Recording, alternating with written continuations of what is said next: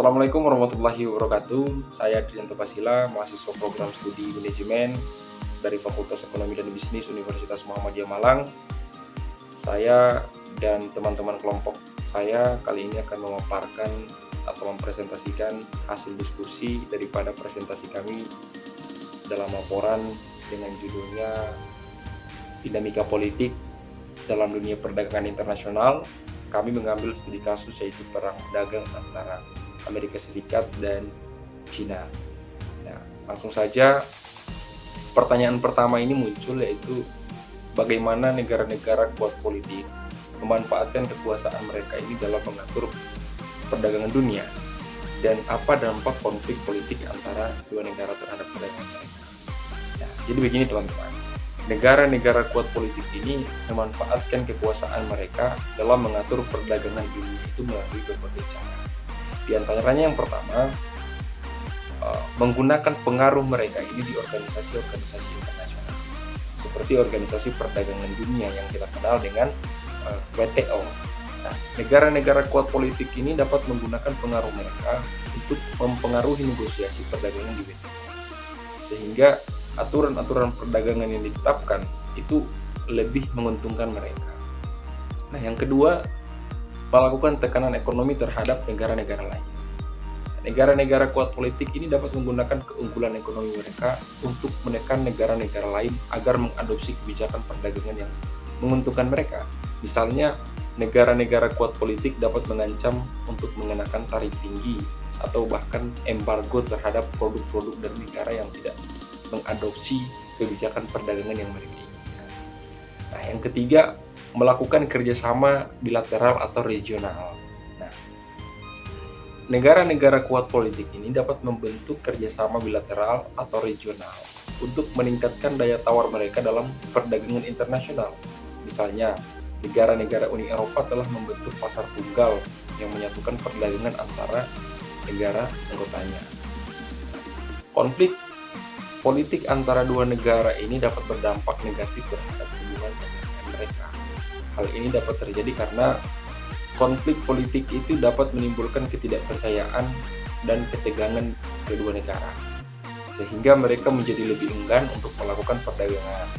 Selain itu, konflik politik juga dapat menyebabkan gangguan terhadap aliran barang dan jasa antara kedua negara, sehingga dapat mengganggu perdagangan mereka. Nah, dan terus ada beberapa contoh dampak konflik politik itu terhadap hubungan perdagangan. Contoh yang pertama, ketika Amerika Serikat dan Tiongkok terlibat dalam perang dagang pada tahun 2018 sampai tahun 2020, kedua negara tersebut saling mengenakan tarif tinggi terhadap produk-produk masing-masing. Nah, hal ini menyebabkan perdagangan antara kedua negara ini menurun secara signifikan. Contoh yang kedua, ketika Rusia menginvasi Ukraina pada tahun 2022, Uni Eropa dan Amerika Serikat menjatuhkan sanksi ekonomi terhadap Rusia. Sanksi-sanksi ini menyebabkan perdagangan antara Rusia dan negara-negara tersebut menurun, bahkan berhenti sama sekali. Nah, oleh karena itu, penting bagi negara-negara untuk menjaga hubungan politik yang baik dengan negara-negara mitra dagang mereka. Hal ini akan membantu menciptakan lingkungan yang kondusif bagi perdagangan internasional. Mungkin semoga menjawab daripada pertanyaan yang pertama. Nah, lanjut pada pertanyaan kedua, yaitu bagaimana cara perdagangan internasional dapat menstabilkan harga pada saat sekarang ini. Jadi jawabannya adalah perdagangan internasional itu dapat menstabilkan harga itu dengan cara-cara yang dengan berikut. Yang pertama, meningkatkan pasokan dan permintaan barang dan jasa. Perdagangan internasional dapat meningkatkan pasokan barang dan jasa di pasar global, sehingga mengurangi volatilitas harga. Misalnya, jika terjadi kenaikan harga minyak di suatu negara, negara tersebut dapat mengimpor minyak dari negara lain untuk memenuhi kebutuhannya. Nah, hal ini akan membantu untuk menstabilkan harga minyak. Yang kedua, meningkatkan kompetisi.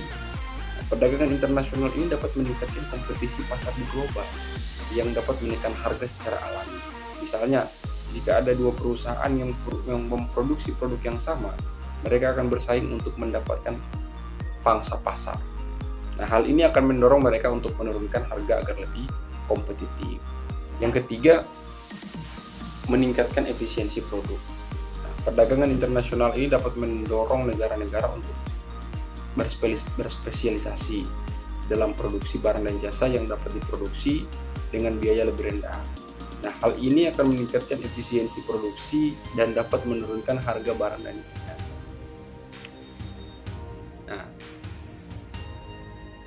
kalau bicara contoh bagaimana perdagangan internasional dapat menstabilkan harga pada saat sekarang ini, saya mungkin bisa memberikan beberapa contoh. Yang pertama, kenaikan harga minyak dunia, yang kedua kelangkaan pangan, yang ketiga inflasi, yang mana kita tahu bahwa inflasi ini dapat menyebabkan kenaikan harga secara umum.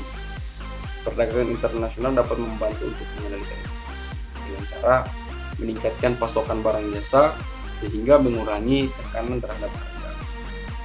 Tentu saja teman-teman bahwa efektivitas perdagangan internasional dalam menstabilkan harga itu juga dipengaruhi oleh berbagai faktor lain seperti kondisi ekonomi global, kebijakan perdagangan pemerintah, dan perilaku konsumen.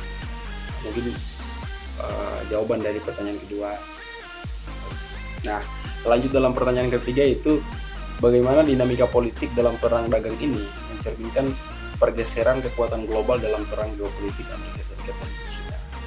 Nah, teman-teman, dinamika politik dalam perang dagang antara Amerika Serikat dan China ini mencerminkan pergeseran kekuatan global dalam perang geopolitik kedua negara tersebut. Nah, perang dagang ini merupakan salah satu manifestasi daripada persaingan strategis antara kedua negara adidaya tersebut. Nah, Amerika Serikat dan China memiliki kepentingan yang saling bertentangan dalam berbagai bidang seperti ekonomi, teknologi, dan keamanan. Amerika Serikat khawatir dengan pertumbuhan ekonomi China yang pesat dan ambisi China untuk menjadi kekuatan global terkemuka. China di sisi lain merasa bahwa Amerika Serikat mencoba untuk menghambat pertumbuhan dan perkembangannya. Lanjut pada pertanyaan selanjutnya, yaitu berdasarkan penyebaran di slide komparasi, kira-kira dampak perang perdagangan antara Amerika Serikat dan China terhadap Indonesia lebih besar daripada dampak terhadap Singapura dan Malaysia. Mengapa demikian? Apakah masih ada faktor yang signifikan atau yang hal-hal lain? Jadi gini saya jawab ya. Kenapa dampak perang dagang Amerika Serikat dan China itu terhadap Indonesia lebih besar daripada dampak terhadap Singapura dan Malaysia? Yang pertama, tiga negara ini, Indonesia lah yang mempunyai komoditas itu paling banyak, komoditas pokok seperti nikel, apalagi tembaga dan sebagainya. Karena memang komoditas ini yang menjadi dampak paling besar itu antara perdagangan Amerika Serikat dan China. Lebih ke Indonesia karena memang banyak komoditas pokok yang besar. Baik, lanjut pada pertanyaan selanjutnya, yaitu apakah perang antara Amerika Serikat dan China ini menciptakan peluang atau tantangan bagi negara-negara pihak ketiga dalam hal perdagangan internasional?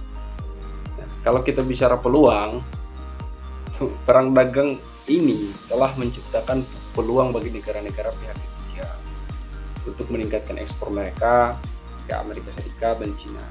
Hal ini terjadi karena kedua negara tersebut mencari sumber pasokan baru untuk barang-barang yang sebelumnya mereka impor dari satu sama lain. Nah, contoh daripada peluang yang dimanfaatkan oleh negara-negara pihak ketiga yaitu kita bisa lihat bahwa negara-negara yang memproduksi barang-barang yang dikenakan tarif oleh Amerika Serikat dan China dapat meningkatkan ekspor mereka ke kedua negara tersebut. Misalnya, negara-negara yang memproduksi produk-produk pertanian dapat meningkatkan ekspor mereka ke Amerika Serikat karena Amerika Serikat telah mengenakan tarif tinggi terhadap produk-produk pertanian China, misalnya kan. Yang kedua, negara-negara yang memiliki hubungan dekat dengan Amerika Serikat atau China itu dapat memanfaatkan hubungan tersebut untuk meningkatkan ekspor mereka ke kedua negara tersebut. Misalnya, negara-negara anggota Uni Eropa itu dapat memanfaatkan hubungan mereka dengan Amerika Serikat untuk meningkatkan ekspor mereka ke Amerika Serikat. Nah, yang ketiga, negara-negara yang memiliki keunggulan komparatif dalam produksi barang-barang tertentu dapat memanfaatkan keunggulan tersebut untuk meningkatkan ekspor mereka ke Amerika Serikat dan China. Misalnya, negara-negara yang memiliki sumber daya alam yang melimpah dapat meningkatkan ekspor mereka ke Amerika Serikat dan China. Kalau bicara tantangan, mungkin mungkin berupa kenaikan harga barang-barang yang dikenakan tarif oleh Cina dan Amerika. Karena hal ini dapat terjadi karena tarif yang dikenakan akan meningkatkan biaya produksi dan distribusi barang-barang tersebut. Yang kedua, ketidakpastian di pasar global, terus ada peningkatan proteksionisme yang kita tahu bersama bahwa perang dagang ini dapat mendorong negara-negara lain untuk melakukan proteksionisme yang dapat membatasi perdagangan internasional. Nah, oleh karena itu, negara-negara pihak ketiga perlu mewaspadai peluang dan tantangan yang diciptakan oleh perang dagang ini. Terima kasih. Baik, Assalamualaikum warahmatullahi wabarakatuh. Saya Marsana Moha dengan NIM akhir 018 akan menjawab pertanyaan dari kelompok 5 yang diwakili oleh Rastra Pratiwi. Pertanyaannya adalah, faktor apa saja yang dapat menghambat perdagangan internasional dan apa menurut pendapat kalian tujuan ekonomi dan perdagangan internasional suatu negara? Menurut pendapat kami adalah beberapa faktor yang dapat menghambat perdagangan internasional meliputi hambatan tarif, non-tarif, ketidakstabilan politik, perbedaan regulasi, dan hambatan transportasi.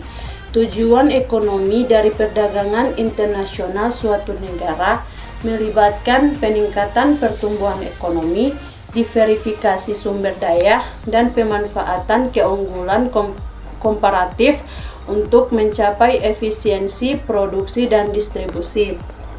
Selanjutnya, pertanyaan dari kelompok 6 yang diwakili oleh Nursifa. Pertanyaannya adalah, bagaimana kepentingan politik dan ekonomi masing-masing negara mempengaruhi strategi perdagangan dan dampaknya pada tingkat global? Bagaimana dua kekuatan politik global ini memanfaatkan perdagangan internasional sebagai alat untuk mencapai tujuan politik, dan bagaimana perang perdagangan antara kedua kekuatan politik ini mempengaruhi perekonomian global, terutama dalam konteks kebijakan proteksionisme dan dampaknya pada akses pasar, pilihan dan harga produk bagi konsumen, serta stabilitas ekonomi dan daya beli konsumen. Baik, kalau menurut kami, kepentingan politik dan ekonomi suatu negara memainkan peran kunci dalam membentuk strategi perdagangan. Negara-negara cenderung menggunakan perdagangan internasional sebagai alat untuk mencapai tujuan politik dan ekonomi. Yang kedua, kekuatan politik global dapat memanfaatkan perdagangan untuk memperkuat pengaruh geopolitik mereka, membangun aliansi, dan meningkatkan stabilitas ekonomi domestik.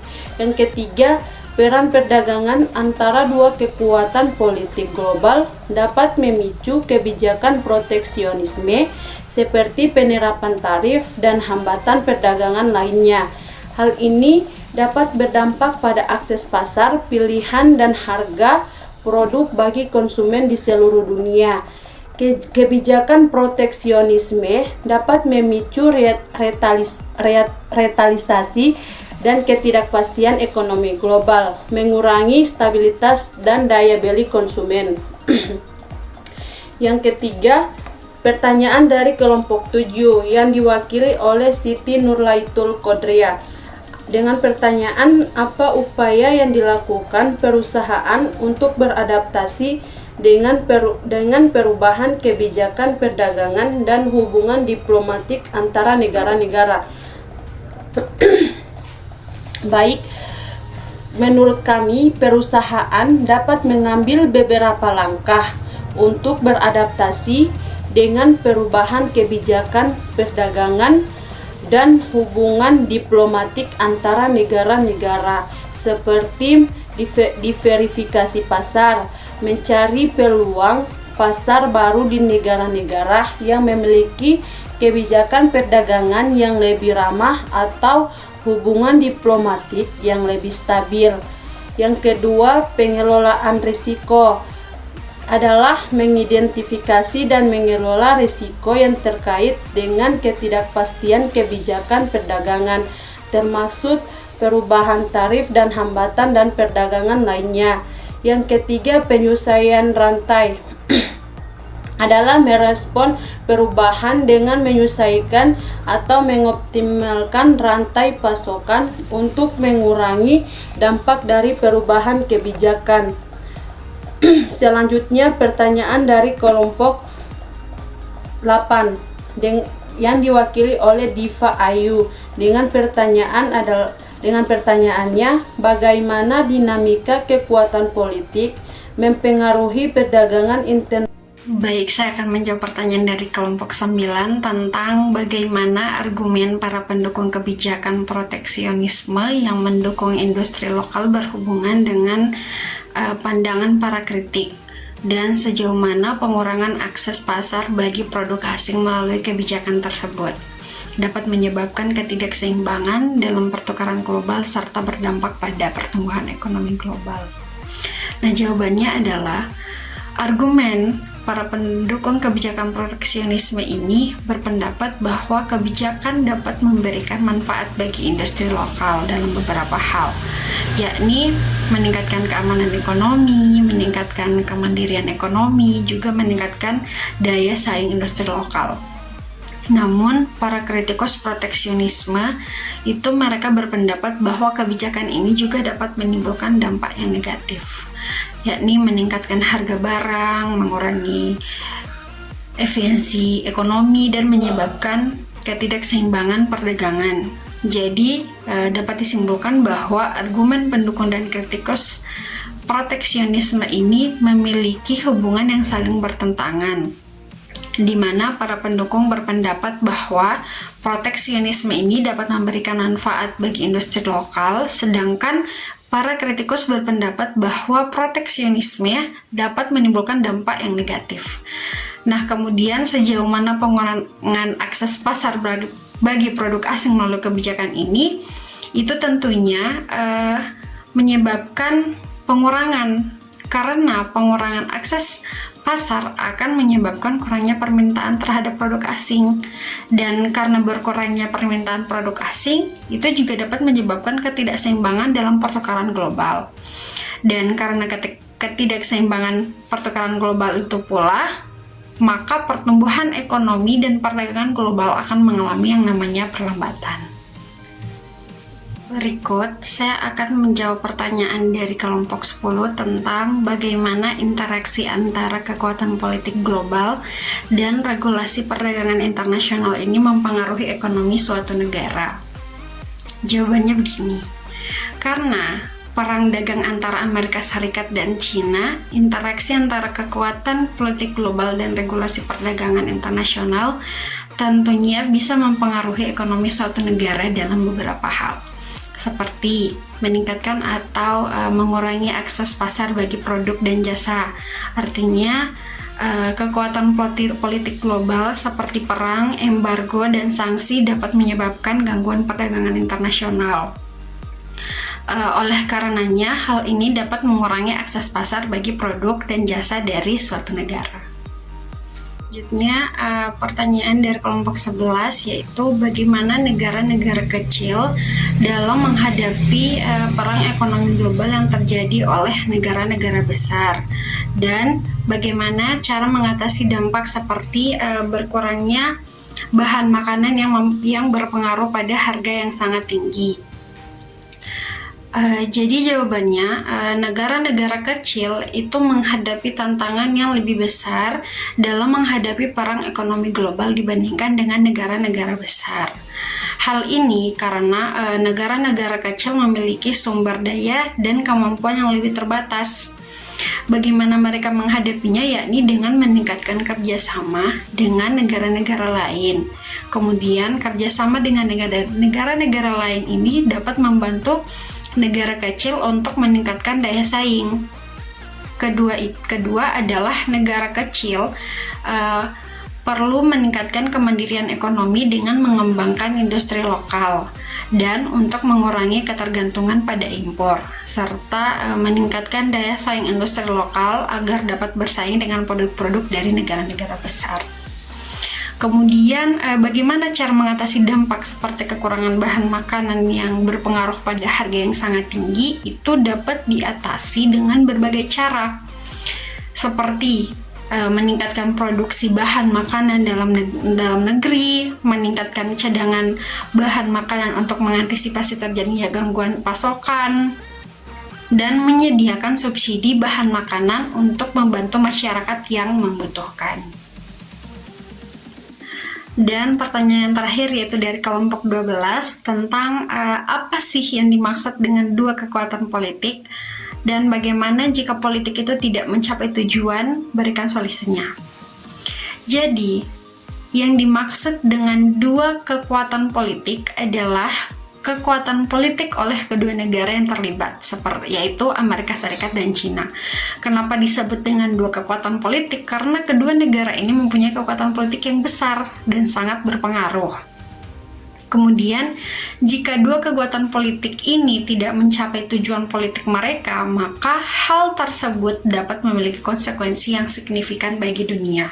Yang pertama, ketidakstabilan ekonomi global. Perang dagang antara Amerika Serikat dan Cina akan menyebabkan ketidakstabilan ekonomi global. Dan jika kedua negara tidak mencapai kesepakatan, maka ketidakstabilan ini dapat semakin memburuk. Hal ini dapat menyebabkan penurunan pertumbuhan ekonomi, kenaikan harga, dan peningkatan resiko resesi.